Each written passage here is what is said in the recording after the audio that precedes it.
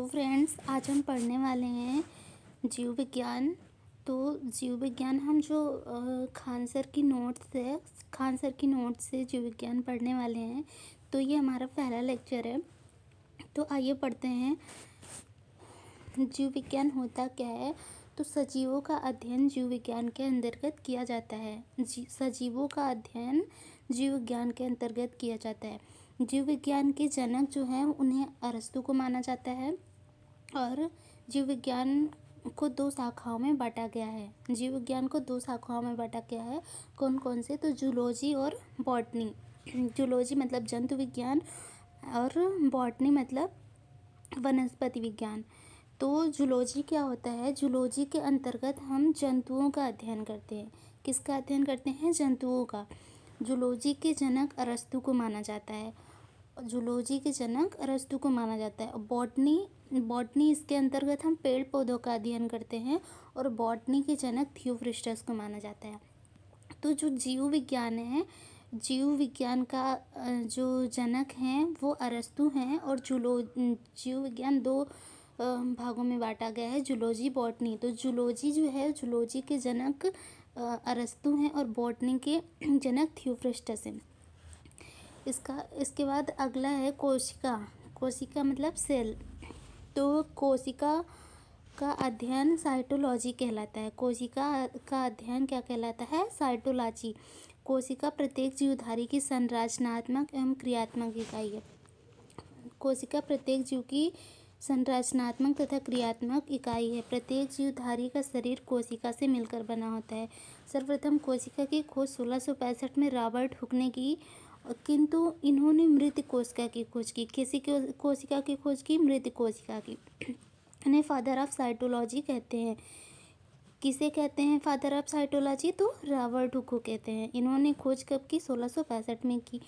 इसके बाद इन्होंने कैसी कोशिका की खोज की? तो इन्होंने मृत कोशिका की खोज की। इन्हें फादर ऑफ साइटोलॉजी कहा जाता है। और जो ये मृत कोशिकाएं हैं इन्हें हम नेफ्रोसिस कहते हैं। क्या कहते हैं? नेफ्रोसिस।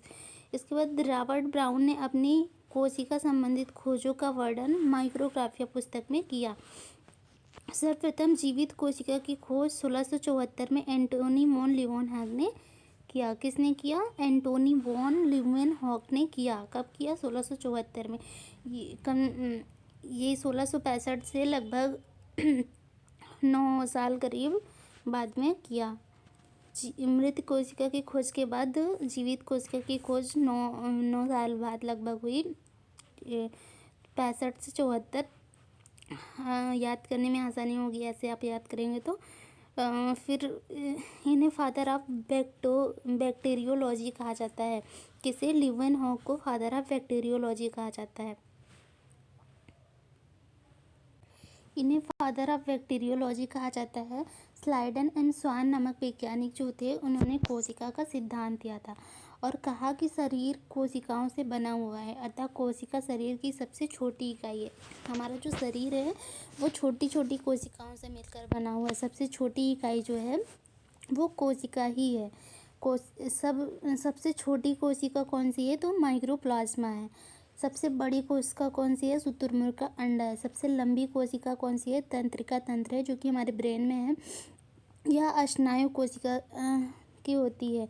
तंत्रिका तंत्र को ही स्नायु कोशिका कहते हैं। मानव में सबसे बड़ी कोशिका कौन सी होती है? ओवम अंडाणु, जो कि फीमेल के अंदर पाया जाता है। और मानव में सबसे बड़ी छोटी कोशिका कौन सी होती है? स्पर्म, जो कि मेल के अंदर पाया जाता है।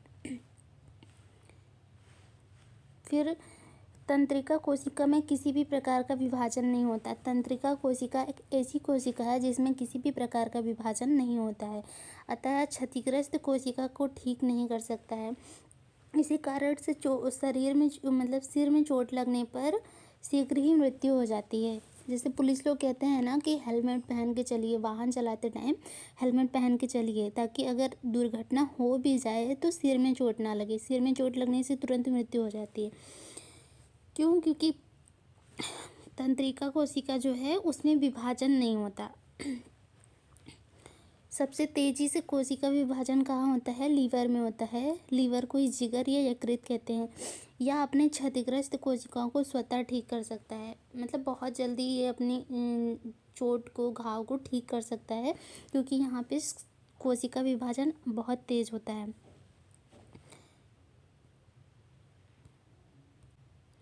फिर आगे है कोशिका के अंग। जीव द्रव्य प्रोटोप्लाज्म। इसकी खोज पुरकिंजे नामक वैज्ञानिक ने किया था। किसने? पुरकिंजे नामक वैज्ञानिक ने किया था। यह एक तरल गाढ़ा पदार्थ होता है। हेक्सले नामक एक वैज्ञानिक थे, उन्होंने इसे जीवन का भौतिक आधार बताया है। जीवन का भौतिक आधार बताया है। किसको? जीव द्रव्य को जीवन का भौतिक आधार बताया है। सभी जैविक क्रियाएं इसी द्रव के अंदर होती हैं। इसका 80% भाग जल का बना होता है। ये जो जीव द्रव्य है ये दो भागों में बांटा गया है। कोशिका द्रव, दूसरा केंद्रिका द्रव। कोशिका द्रव कोशिका को सूखने से बचाता है। कोशिका द्रव जो होता है वो कोशिका को सूखने से बचाता है। इसके बाद अगला है कोशिका भित्ति। Cell wall. ये सेलुलोज का बना होता है और केवल पादपों में पाया जाता है। यह पेड़ पौधों को सुरक्षा प्रदान करता है। कोशिका भित्ति जो होता है ऐसे चौकोर आकार का होता है। जो पादप होते हैं उनकी सबसे बाहरी पार्ट होता है जो छाल वगैरह होती है, ये केवल पादपों में ही पाया जाता है। कोशिका भित्ति जंतुओं में नहीं पाया जाता है। और ये पेड़ पौधों को सुरक्षा प्रदान करता है। जीवाणु एक ऐसा पादप है जिसकी कोशिका भित्ति पेप्टिडोग्लाइकेन की बनी होती है। किसकी बनी होती है? पेप्टिडोग्लाइकेन की बनी होती है। और कवक की कोशिका भित्ति जो है वो काइटिन की बनी होती है। तो का से कवक, का से काइटिन, याद रखिएगा। का से कवक, का से काइटिन। कवक की कोशिका भित्ति काइटिन की बनी होती है।